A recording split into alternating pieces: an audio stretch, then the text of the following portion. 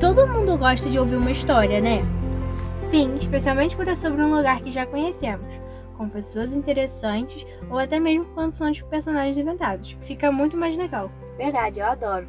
Sentar para ouvir uma história nos leva a voltar no tempo, mergulhar em memórias e até reencontrar nossos antepassados. As boas memórias se entrelaçam e quem conta histórias muitas vezes fez parte dela e assim se torna parte da minha. Hoje nós vamos ouvir uma história dessas. História de alguém que plantou uma semente aqui e agora colhe e espalha seus frutos. Muito legal, né? Sim, e é aqui na nossa escola que faremos esse encontro, já que aqui é um espaço de referências e memórias. Paulo, conta pra gente um pouco mais da sua, ou melhor, da nossa história. Então, essa é uma história bem interessante.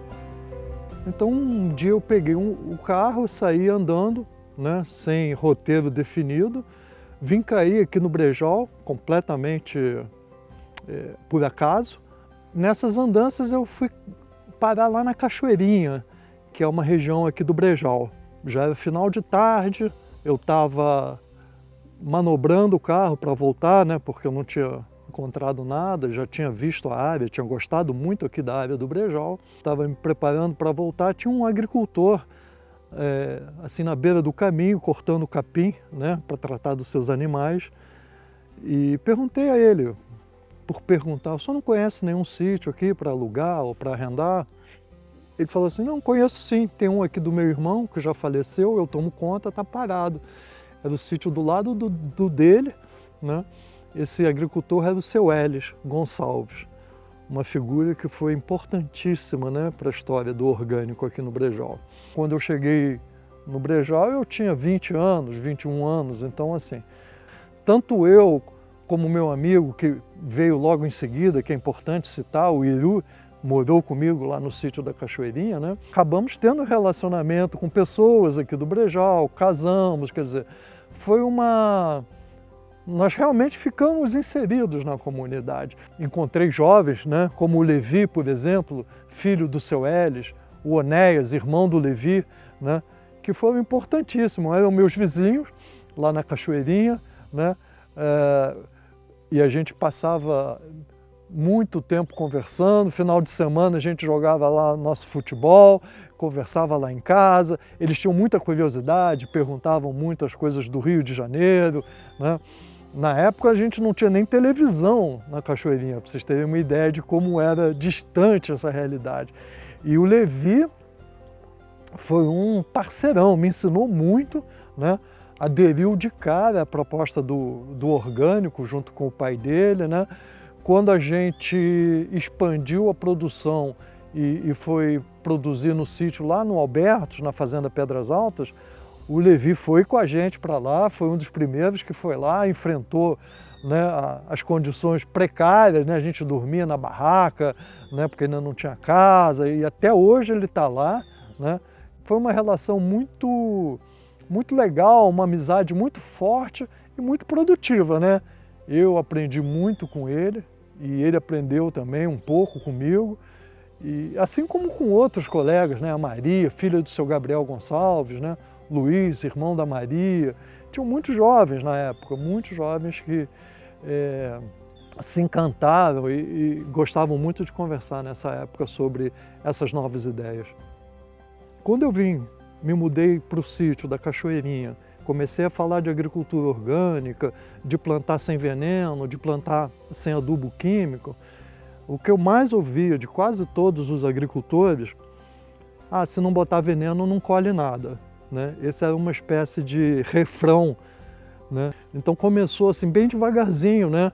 Primeiro eu descia com a minha produção em cestos de palha no ônibus até chegar no Rio de Janeiro e vendia tudo, voltava de ônibus, voltava para o sítio. É claro que isso começou a chamar a atenção da região. Seu Elis tinha lá as bananas dele, o chuchu que ele já plantava sem veneno nenhum. Aí a gente começou a levar também para começar a aumentar a diversidade oferecida aos consumidores. Né? A produção do Brejal casou com a proposta da Conatura no Rio de Janeiro, uma cooperativa de consumidores e produtores de alimentos naturais. né? A proposta era uma proposta ousada, idealista. Naquela época não tinha produção de orgânico, né? Os consumidores queriam produção, mas não tinha. As propriedades todas tinham, assim, normalmente uma produção grande de 1 ou 2 produtos, né? Chuchu, ou jiló, ou pimentão. E as mulheres tinham suas pequenas hortas, né? Para a cozinha de casa. Uma couve, uma cebolinha, uma salsa, que elas, claro, não colocavam nem adubo, nem veneno, né? E as outras lavouras que eram vendidas no Ceasa, sim, tinham os agrotóxicos, os agroquímicos todos. Então essas mulheres começaram a perguntar, eu tenho uma couve, você não leva minha couve? Eu tenho uma cebolinha, você não leva a minha cebolinha?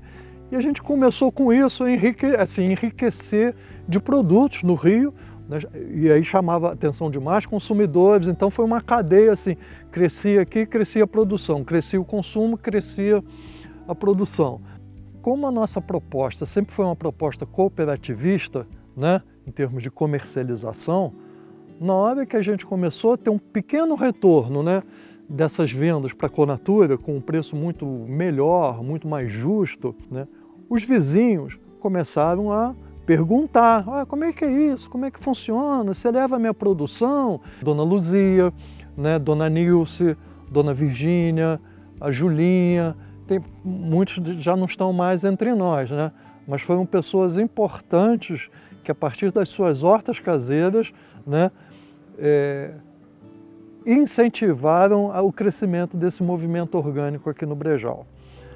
Da cesta de palha que a gente descia no ônibus, a gente passou por uma rural, depois da rural a gente passou para uma Kombi, depois de uma Kombi a gente passou para 2 Kombis, depois de 2 Kombis passamos para um caminhão, e depois para 2 caminhões, quer dizer, a produção foi crescendo organicamente.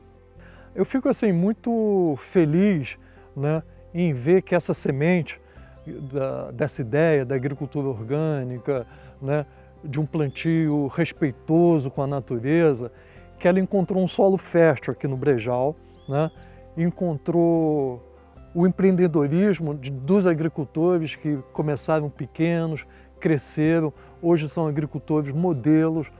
Quando a gente semeia uma ideia, né, a gente não é dono dessa ideia, né? Na verdade, a gente só é ali o canal para trazer ela. Então, quando a gente vê que isso está se reproduzindo pelas gerações, né, e que não precisa mais da sua atuação, da sua tutela, a gente fica satisfeito de ver que encontrou esse solo fértil, que a coisa está progredindo, que tinha uma proposta, além de ser ideológica, tinha uma proposta real, de financeira, de negócio, né? Isso é importante também, porque todos querem melhorar de vida, prosperar, né? Então, se uma ideia consegue conciliar tanto a questão ideológica, né, de produção de alimentos saudáveis, de proteção ao meio ambiente, de respeito às águas, de respeito à floresta, com a oportunidade de um crescimento econômico, né, sustentável, ecológico, e você vê que isso está se mantendo, você fica satisfeito. Sem essa preocupação de ter sido o dono da ideia, porque as ideias não têm dono. Do jeito que estava acontecendo aqui no Brejal, estava acontecendo em outros lugares do Brasil e estava acontecendo pelo mundo todo. A agricultura orgânica, ou agricultura natural, ou a agroecologia, que é o termo que eu gosto mais, ela está em construção, né? Não acabou, não é um projeto fechado. Muita coisa ainda pode ser construída, tanto com apoio de políticas públicas, como o envolvimento da comunidade. Então é uma ideia que está em aberto, está em construção, né? Isso é bom, isso é muito bom.